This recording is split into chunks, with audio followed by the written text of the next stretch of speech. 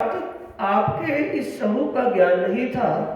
आपने अपना ये ब्रह्म ज्ञान बख्शिश किया, जिससे आपने अपनी पहचान करवाई कि आपका शुक्रगुजार करते हैं। हे धनी, हम तो भूल भुलैया में भूले हुए थे, आपने ही अपने स्वरूप की पहचान करवाई कि हम शुक्रगुजार करते हैं, आपका धन्यवाद करते हैं। वाणी मेरे पियू की न्यारी जो संसार। हे प्रीतम, अब मुझे ये पता चला कि आपका ये दिव्य ज्ञान,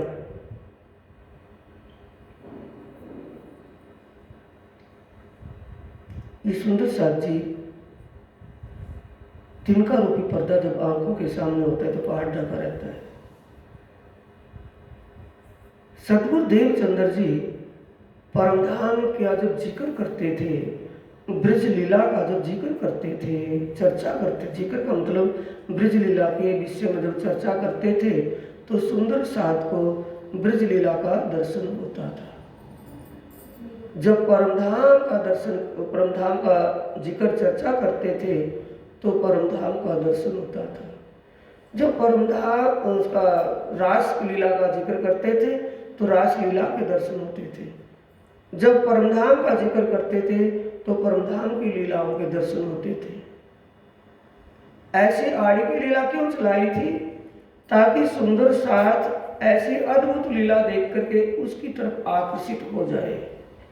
जैसे ब्रज में नंद के घर नंद कुमार में जो जोश और आवेश की शक्ति विराजमान थी, तो उसने कौन सी लीला दिखाई थी? किशोर लीला दिखाई थी ना, बाल चरित्र लीला जो वो किशोर परमधाम की वो आनंद और प्रेम की लीलाओं की झलक दिखाई। तो जैसे हमारी सुरता उसमें लग गई थी, वो दिल में बस गई थी, वही अब कर रही है। अब की बार वो न लीला दिल में बसी, न उनके ऊपर आकर्षण हुआ, क्योंकि सदगुरु देवचंद्र जी के तन से 74 साल के बाद लीला बंद हो गई, वो अंतर्ध्यान हो गए। तो उसके बाद सब अपने अपने घरों में बैठ गए। अगर जो उनके दिलों में वो लीला का प्रकाश होता, वो लीला समझ लेते, तो वो घर में बैठते कि बैठ के आपस में चर्चा करते। उसके बाद चर्चा का प्रसार ज्यादा होना चाहिए था कि या कम? तब तो सदगुरु देवचंद्र जी एक ही बैठ करके चर्चा करते थे, सब सुनते थे, और चर्चा का सबके दिलों में हृदय में प्रकाश हो जाता, तो सभी अपने संबंधों में जिक्र करते, उसका फैलाव होता या वो बंद हो जाता। तो इसलिए उनको भी उस तोते की तरह, जिस तोते ने ये शब्द सुना था कि शिकारी आएगा, दाना डालेगा, जाल बिछाएगा, मगर फंसना नहीं, तो उस तोते ने, पहले वाले तोते ने जब वो शब्द समझा ही नहीं और दूसरों को बता दिया, दूसरे तो क्यों समझते, उन्होंने क्या मान लिया कि ये सब कुछ है, उन्होंने हल्लाई मचा दिया, रटना शुरू कर दिया। इसलिए उन्होंने पहचान नहीं की, क्योंकि ये कहाँ मिलेगा? प्रगटवाणी के शब्दों में, ए बंधेज कियो अति जोर, रात मेट के करसी घोर, प्रत्यक्ष प्रमाण देशी दर्शन, ये लीला चिदर्शी जन, पर धाम की नित सो कई तातन, जिन चेती होए पहचान, नजरों में सब निशान। लिखा है ना उसमें, बोलो अब कसर किस बात की रही? मैं क्या कहता हूँ कि प्रगट वाणी और वेद वाणी का पाठ ना करो, वैसे मंथन कर लो 2 प्रकरणों का, उसमें जागृति हो जाएगी। 2 प्रकरणों से आत्मा अपने खर्चे लायक हो जाएगी, उसको विश्वास हो जाएगा, पहचान हो जाएगी कि मामला क्या है। अगर वाणी तब होती तो सबको परमधाम के निशान नजर आने लगते। ये वाणी बाद में बस रही। वाणी मेरे पियू की, अब इंद्रावती कहती है मेरे प्रीतम, आपने जो पहले आड़िके लीला में जो दिखाया और मेरे धाम हृदय में विराजमान होकर के आपने जिस ज्ञान का, जिस वाणी का उच्चारण किया है, ये वाणी अखंड वाणी है। संसार में ऐसा कोई ज्ञान न पहले कभी था, न आगे कभी होगा। वाणी मेरे पियू की न्यारी जो संसार जैसा ज्ञान नहीं है। हम इसे क्या समझ रहे हैं कि गीता और भागवत जैसी कथा होगी। एक कथा है, जागृत बुद्ध का ज्ञान है, मुक्तिदाता ज्ञान है कि कथा कहानी है? मुक्तिदाता ज्ञान है। मुक्ति कब होगी? जब ये हमारी अंतरात्मा में रस चला जाएगा, इसका प्रकाश हो जाएगा। वाणी मेरे प्रियो की निराकार के पार थे, 3 पार के भी कहाँ का ज्ञान है। ये वाणी, इस वाणी में बातें कहाँ की लिखी है। निराकार मंडल क्या चीज है, हद का ब्रह्मांड, हर चीज की हद है। यहाँ धन की भी हद है, निर्धनता की भी हद है, सुख की भी हद है और दुख की भी हद है, मौत की भी हद है। जब हद आ जाएगी, मौत होगी, फिर जन्म भी होगा, उसकी भी हद है। ये तो नहीं कि मरे मराए रह जाएंगे, जीव दोबारा नहीं जन्म लेगा। सब चीज की हद है ना, तो हद का ब्रह्मांड है, निराकार स्वप्न रूप है ये। इसके पार बेहद का ब्रह्मांड है, जो अविनाशी पुरुष का अखंड चेतन और प्रेममय धाम है। उसके परे दिव्य परम धाम पारब्रह्म परमात्मा का आनंद और प्रेममय धाम है, सबलीला अद्वैत परम धाम। निराकार के पार बेहद मंडल, जहां 10 मुक्ति धाम मिले हैं। 10 मुक्ति धाम अपनी समझ, ध्यान देंगे, अब थोड़ा सोच करके देखेंगे। जिनकी जैसी समझ, उसको विश्वास वैसा ही होगा कि दूसरे का उदाहरण ले लेगा। बोलो, जितनी जिसकी समझ उसका विश्वास उतना ही होगा, और जितना उसका विश्वास होगा परमात्मा के प्रति आकर्षण या खिंचाव उसका उतना ही होगा। जितना उसका आकर्षण होगा वो ही उसका एक समर्पण है। तो ये तीनों चीज किससे बनी हुई है, अंकुर से। जिसके अंदर अखंड धाम का अंकुर होगा उसके लक्षण कुछ और होंगे, बाकी साथ में लगे लगाए तो बहुत कुछ होता है। छोड़िए, हम सब के अंदर एक ही अंकुर है, जबकि हमारे पास ही ब्रह्म ज्ञान आ गया है। उन बात में मत जाए कि हम पर, संशय भी तो जाएगा ना, संशय बढ़ जाएगा कि हम परमधाम के हैं, पता नहीं क्या कारण है। बात यही रखिए कि समझ की, जिसकी जितनी समझ बढ़ जाएगी उतना ही उसको विश्वास बढ़ेगा। जितना उसको विश्वास होगा उतना ही परमात्मा के करीब होगा। ये तो समझ में आ गई होगी बात। जितनी समझ उतना विश्वास, और जितना विश्वास उतना ही उसका समर्पण। निराकार के पार मुक्ति धाम 8 मुक्ति धाम है। तो वो 8 मुक्ति धाम अपनी समझ, पहचान और समर्पण के अनुसार मिलेंगे कि वैसे ही सबका जनरल का टिकट बन जाएगा। रेल एक है, डिब्बा ले जाने वाला एक है, पर उसमें सुविधा अलग अलग है कि एक ही जैसी है, सबकी अलग अलग सुविधा है। तो सुविधा का मतलब परमधाम के आनंद को प्राप्त करना, जन्म मरण से छूटना ही नहीं। ये जो मेंट ही है, इतना कुछ मतलब सब कुछ दिल दिमाग से त्याग कर उस रास्ते पर आ ही गए, तो कौन सी किस दर्जे में जाना चाहिए, अव्वल में या सबसे पीछे? अव्वल में। तो अव्वल का दर्जा कौन सा है? निर्मल चैतन्य में जो पहली बहिष्ठ है, परमधाम के बिल्कुल किनारे पर। जो परमधाम के अंदर आनंद है, वो आनंद वहां बेहद भूमि में सतस्वरूप बहिष्ठ में है। सतस्वरूप बहिष्ठ का करोड़वा हिस्सा भी रास मंडल में आनंद नहीं है जो सतस्वरूप बहिष्ठ में है। रास मंडल में वो केवल ब्रह्मधाम में है, बेहद भूमि में, लेकिन उसमें वो आनंद नहीं है जो उस बहिष्ठ का आनंद है।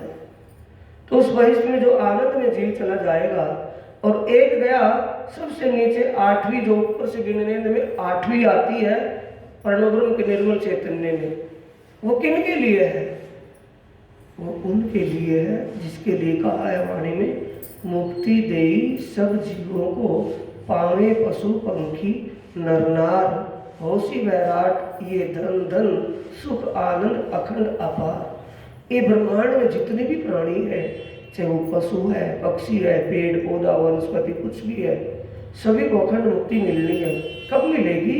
जब ये ब्रह्मांड महाप्रलय में प्रलय होगा, तब ये जीव मुक्ति कहाँ पाएंगे? सबसे नीचे वाली, यानी कि हद से प्रमोशन हो जाएगा बेहद में। अब वहां जाने के बाद ना तो इनका जन्म हो सकता, क्योंकि अकल का ताला कब खुलेगा। यहां स्वप्न की बुद्धि है, वहां जागृत बुद्ध है बेहद मंडल में। तो जागृत बुद्ध में जागृत उस चेतन धाम में जाने के बाद तो चेतन हो जाएंगे ना, जाग जाएंगे, तब समझेंगे बोले हो कहाँ पड़ गए, कहाँ जाना चाहिए था, अब मैं क्या करूं, ना तो मेरा जन्म हो कि दोबारा मैं भजन कर लूं, राज्य का सुमन कर लूं, कुछ भी करूं, मैं सेवा भक्ति कर लूं, ना तो नीचे आया जाए, ना उससे ऊपर जाया जाए, तो कहाँ अटक गया बीच में।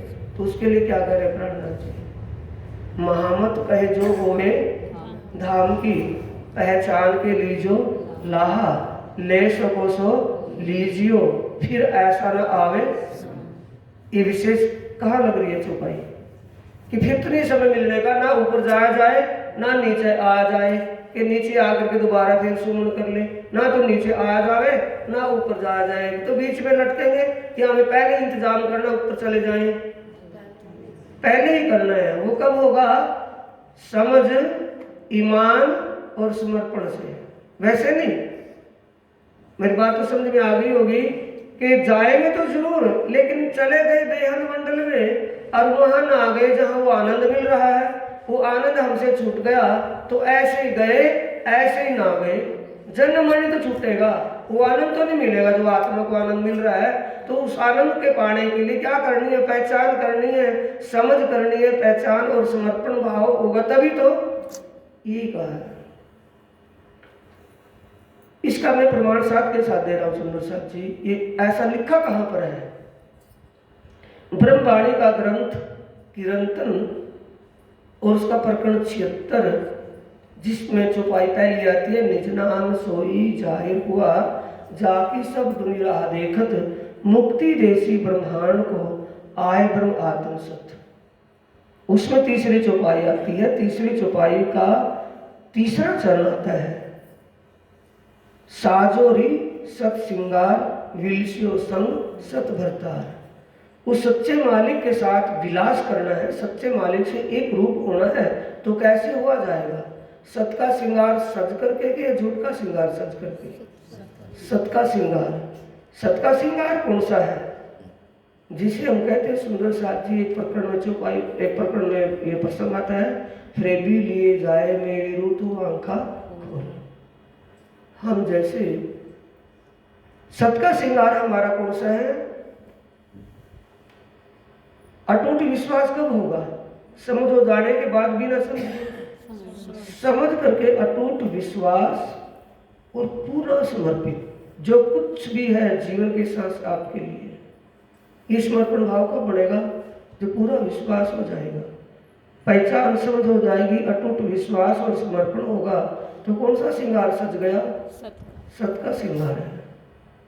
तो परमात्मा से एक रूप होने का ये रास्ता बता रहे हैं। ये होगा अपनी अपनी समझ, अपना अपना ईमान, अपनी अपनी समझ, अपना अपना विश्वास और अपना अपना समर्पण, सबका अलग अलग है कि एक ही जैसा होगा, सब अपने अपने अंदर झांक करके जब देखेंगे तो सबको मालूम होगा या नहीं होगा, सब फील, ये महसूस करने की बात है या कहने सुनने की है। हम कहने सुनने में बताएं कि मेरी समझ इतनी है, मेरा ईमान तो इतना है, मेरा समर्पण ऐसा है, ये कहने सुनने का है कि एहसास करने का है, अंदर से फील करने का है। तो जिसका जैसा होगा उसको पता होगा, वो अपने आप को महसूस करेगा कि मेरा इस रास्ते पर समर्पित भाव कितना कैसा है। तो इससे 8 गद्दे जो बनाए हैं वो राज्य ने ठीक बनाए, 8 मुक्ति धाम या अनजाने में बना दिए होंगे, बोलो वो जीवों की गति के अनुसार बनाए हैं कि एक बड़ा सारा हॉल, बड़ी सारी बारें बना देते कि सब इसमें इकट्ठे हो जाएंगे, ऐसा भी तो कर सकते थे वो छटनियां क्यों की है, ये तो या भली, ये भी दोनों ने कहा है, या भली या बुरी जिनु जैसी फैल जो करी, तब आंगू आई सबों की करनी, जिन जैसी करी आप अपनी, तब कोई नहीं किसी के संग दुख सुख लेवे अपने ही हो। तो ये वाणी में जो प्रगट वाणी और बेहद वाणी के लिए मैं आपको बोलता हूँ, इसमें जागने की बातें हैं या नहीं है? या वैसे में बड़बड़ा करके कह देता हूँ अटकल से कर लो पाठ, नहीं। मेरा वास्ता जागने से है। और धनी ने मेरे को वो आशीर्वाद, वो कृपा मेरे ऊपर है कि उससे सुंदर साथी काम भी बन जाते हैं। जैसे उनको सदमार्ग पर लगाएंगे तो उनके दो काम है। एक तो जिस काम के लिए वो दुखी है उनका दुख का निवारण भी हो जाए, और दूसरा उनकी आत्मा भी जागृत हो जाए। इसलिए कहा सत ना छोटे बावरे, सत छोटे पत जाए, सत की बांधी बंद लक्ष्मी फिर मिलेगी आए। अपना धर्म का धर्मो रक्षती रक्षता, जब हम धर्म का पालन करेंगे तो धर्म रक्षा करेगा। यानी जो हमारे इशारे को समझ करके, बात को वाणी के अनुसार समझ करके उसे करेगा तो उसको अवश्य ऊपर मिलेगा। ये मुझे पूरा विश्वास है।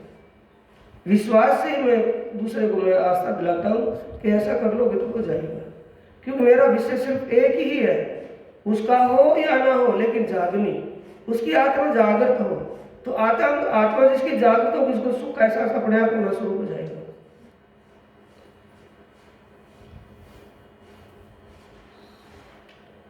अंग उत्कुंठा उपजी मेरे करना ये विचार।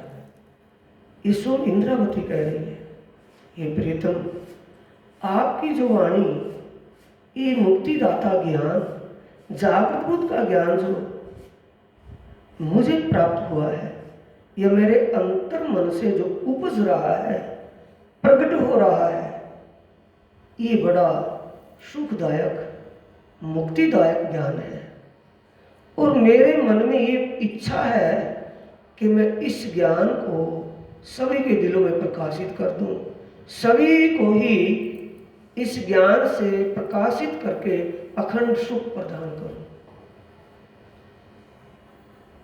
अंग उत्कंठा उपजी मेरे करना ए विचार, क्या ए सतवाणी मत के लेऊं जो इनको सार। हे मेरे प्रीतम दामदनी, मेरे दिल में हृदय से जब वाणी प्रकट हो रही है, कहती हूं प्रकट कर, धनी जी ले आए धाम से वचन, सो कहती हूं प्रकट कर पट्टालू आडा अंतर। मेरे हृदय से जो ये वाणी प्रकट हो रही है, हे मेरे ध्यान धनी, आपका बख्शा हुआ ये ज्ञान सर्वश्रेष्ठ ज्ञान है। और मेरा दिल यही मानता है कि इस वाणी को अच्छी तरह समझ करके इससे जो आत्मीय सुख मिल रहा है, सच्चा सुख मिलता है, उस सुख को पूर्ण रूप से ले लो। ए सतवाणी मत के लेऊं जो इनका सार। इस सतवाणी का मंथन करने से निष्कर्ष क्या निकलता है? मौसमी का जूस निकालेंगे, उसमें से फोकट पापड़ सारा डाल देंगे ना, और क्या निकलेगा उसमें से? रस। तो इस वाणी में सारी बातों को, चौपाइयों को ना बोलकर, एक वाणी को ना बोल करके इस रस का पान कैसे किया जाए? रस, इसका रस क्या है? निस्वत की पहचान। कभी किसी ने पूछा था कि महाराज जी तारतम का तारतम क्या है? उनको ये था कि ये तारतम का तारतम बताएंगे भाई शब्दार्थ के अनुसार। तारतम का तारतम खिलवत परिक्रमा सागर और श्रृंगार ग्रंथ। तो उस खिलवत परिक्रमा सागर और श्रृंगार में क्या है? फिर वो तो 4 ग्रंथ हो गए। चारों ग्रंथों में क्या रस है? मतलब उनमें क्या निचोड़ है? बस एक ही निचोड़ है, अपनी और अपने की पहचान। यानी उस सब का निचोड़ क्या है? निस्वत है। संबंध, रिलेशन, रिश्ता मेरा किससे है? जो सच्चा माने वो सच्चा रिश्ता किससे है? वो कौन है? कैसा है? कहाँ? सब बात उसी के पीछे बोल रही है। और सब बात किसमें है कि हम यहाँ ऐसे खेल में हम कहाँ से आए हैं? खिलवत के अंदर है। वो कैसा स्थान है? परिक्रमा के अंदर है। हमारा स्वरूप और हमारे धनी की स्वरूप श्रृंगार शोभा कैसी है? वो सागर और श्रृंगार में है। तो सारे का निचोड़ क्या आ गया? अपने संबंध की पहचान कि मैं जीव नहीं, मैं शरीर नहीं, जीव नहीं, मैं अखंड धाम की आत्मा, मेरा प्रीतम पारब्रह्म परमात्मा से सच्चा संबंध है। ए सतवाणी मत के लेऊं जो इनको सार, में अपने सार को कि मेरा कोई नहीं, मेरा सिर्फ एक ही है। उसी को अपने दिल में बसा लो। इन सार में कई सत सुख,